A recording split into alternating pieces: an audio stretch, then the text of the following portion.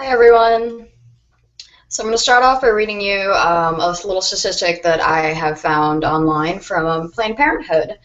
Did you know that nearly 10,000 young people aged 13 and 24 were diagnosed with HIV infection in the United States in 2013? Yes, 10,000 people. It doesn't seem like that big of a problem, but the fact is that we have so many methods that we can use to prevent such an infection that can be life-threatening and can really change a person's life. This is why today I'm going to be speaking about how young people should be allowed to have easier access to birth control to prevent infections, to prevent unwanted pregnancies, and to also allow younger women to be able to go through puberty without as much of a hassle. I personally have experience that many of my friends have had a lot of problems throughout high school. I've had friends who have struggled with STI infections, friends who have dropped out because of pregnancies or haven't been able to fully go into college. And I've had plenty of friends, and I'm sure girls can relate, that girls had to leave class or miss work or any of those kind of things because of cramps or heavy bleeding, any of these kind of things. And I think that having that easier access to girls and boys also can really, really help and benefit the population. I don't really think that teens have the guidance that they need in sexuality. It shouldn't be hidden because even though we want to say stay abstinent, at the end of the day it is something physiological, and if they're going to do it, they're going to do it. And I think it is more necessary for them to have the right tools to prevent such bad circumstances than just saying don't do it, because if they do it and don't have the right methods, bad things can happen. I'm going to start off by speaking a little bit about teen pregnancy, which actually is at an all-time low in the United States right now, which is great news, I would say. But in reality, there is still a high amount of teen pregnancy. There is about 26.5 births for every 1,000 adolescent female. This statistic was taken in 2013, which 20 years ago there were 61.8 births for every 1,000 adolescent females. So that's a pretty good statistic right there. But the thing is that a unplanned pregnancy can really hinder a young woman and also a young man. It can make them have to drop out, have to get jobs, and it can really become a struggle to be thrown into such a situation without being prepared. This is why I think that both men and women should be able to go access such programs such as Planned Parenthood in an easier method and be spoken to in school about the dangers and how they can access these programs. There's a lot of different birth controls out there that people are not aware of, actually. There's various methods which I will later be speaking of. I also saw that Planned Parenthood found that easy and confidential access to family and planned parenting services through healthcare centers, schools, linked health centers, and condom availability programs have been found to help prevent unintended pregnancies. So that goes to show you that having that available can actually decrease the amount of unplanned pregnancies. Then we're going to speak about STIs, which is actually the new term for STDs. I'm not sure if everybody knew that. STIs can seem like not that big of a deal. Like, I've had friends be like, oh, I've got, I just got like mono or gonorrhea or something like that. And it's like, yeah, you can get those things treated, but, what about that one day when you're like, oh man, like I have HIV now? Like, that's pretty serious, and it's not something you can reverse, at least not in this time.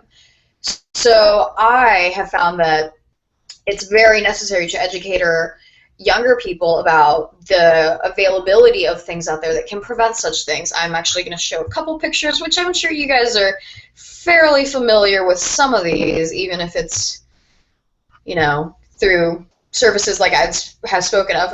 Right there, as you're seeing, they look like little colorful sheets. Those are actually called dental dams. They're used for oral sex.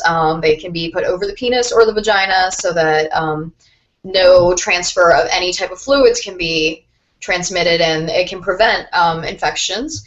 And the second one I'm showing you is condoms, which are fairly common. Most everybody knows exactly what they are, and even if a person has not used them, they know what they are. These two methods are one of the biggest things that you can do to prevent STDs in the common population. And actually, the U.S. Department of Health and Human Services has stated that adolescents 15 to 24 account for nearly half of the 20 million new cases of STDs each year, which is a pretty fairly big thing. So if we can actually prevent that from happening and decrease the amount of young people getting these infections in the long run, we'll actually have a population that will have a lower amount of STDs and HIV and all those other things that you can actually contract through sex, oral sex, or any kind of sex. And from there, I'm going to actually transition to something that's not so harsh and a little bit more friendly, and that's going to be puberty. I'm sure everybody remembers going through puberty and how terrible that was. You break out, you've got raging hormones, and it can especially be a really tough time for girls, which most people don't realize. I've had plenty of friends who have had to leave school because of heavy bleeding or cramps. I myself have had to do it because I felt like I couldn't go through the day, and I'm sure you guys could probably relate, except for John. I apologize. So I am a big advocate of having these different methods out there. There's many hormonal birth controls out there that actually have many benefits that are not just birth control. Most people think, oh, birth control, you don't want to get pregnant, and that's not the truth, actually. There's many girls that I know. Personally, I had a best friend who had to be put on the pill because she had such a big hormonal imbalance. So that's something that we can realize, that the pill, for example, can regulate your menstrual period. It can decrease menstrual cramps, treat acne. It actually can prevent polycystic ovarian syndrome, which can be a really good thing in the long run. It can lower risk of anemia, so that's a little bit of a plus too. And in some cases, it can actually lower cancer in your reproductive organs for women, which is definitely a plus because we do see a lot of cases of that. I'm going to show you a picture first, and then I'm going to share my story. Give me a second. Come on. That's the Nexaplanon. It is a little implant that goes in your arm, and it is estrogen-based, and it goes for 3 years. You can use it. And then I'm going to show you. I've got it, too. I don't know if you can see really, but I've got it through here, and there's a little tiny scar, and that's actually the second time that I got it. I have found that it's got great benefits. My acne has cleared up really great, which I used to struggle with. I actually don't get a period out anymore, which is an amazing thing for me personally. I don't really get cramps. I don't get moody. It definitely balanced out my hormones, so I don't feel like I'm just about to rage on somebody for no reason. And I don't have random cravings or anything that would go with a random period. So I found that it's definitely very helpful, and I feel like if a girl has these different methods available, they can actually focus on school and get further in life versus having to focus on, hey, I feel terrible today. I really don't want to go to school because I've got terrible cramps. So I just wanted to say that, it is a taboo subject, speaking about sex and condoms and all these different things, but they have to be addressed because it is very critical for everybody to know what's out there and know the different things, even if they don't plan on doing it. I mean, I know people who want to wait till marriage. I know people who have had sex at like 12. They all need to be informed, so when that does happen, it can be done correctly, and therefore you have all those things not happen to you, such as unplanned pregnancies and STIs, and help girls in the long run with going through their hormonal changes, which actually, by the way, a little side note, the pill can actually really help women who are going through menopause, also because of the hormonal changes. So having birth control throughout your life can really help women with hormone imbalances. So I just want to finish off with saying that there is many various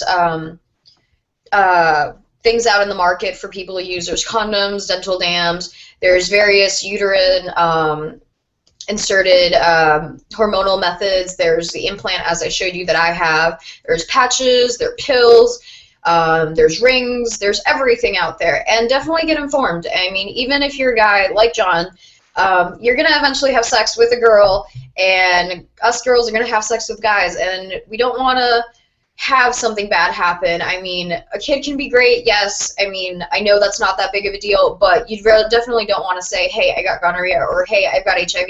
That can definitely change your life, and I think it's the best if we can all protect ourselves. And if we can give that to our youth, which is the definitely our future, it would be the best thing, because we can prevent these things from happening and definitely decrease the amount of people that have this in the moment.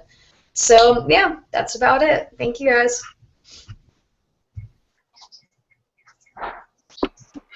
Thank you.